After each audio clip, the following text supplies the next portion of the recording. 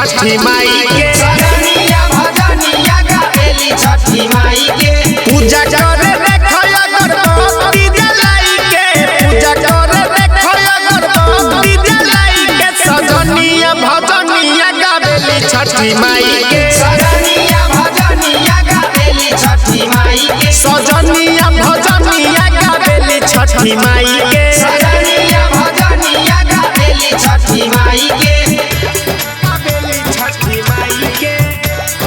DJ विकास मटियार कला सीतामढ़ी। सजनिया भजनिया गावेली छठी माई के जो नारियल फलवा कीनी देखते कुआ छनाता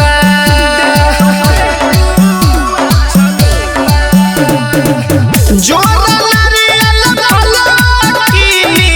देखते कुआ छनाता करिले बिनतिया यसो गंगा माई के करिले बिनतिया यसो गंगा माई के सजनिया भजनिया गावेली छठी माई के सजनिया भजनिया गावेली छठी माई के सजनिया भजनिया गावेली छठी माई के सजनिया भजनिया गावेली छठी माई के गावेली छठी माई के डीजे विकास छठी मटियार कला सीतामढ़ी। सजनिया भजनिया गावेली छठी माई के हम दौड़ा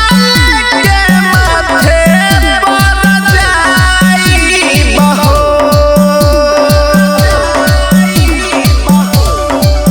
सबसे पहिले हम अरघिया दिलाइब हो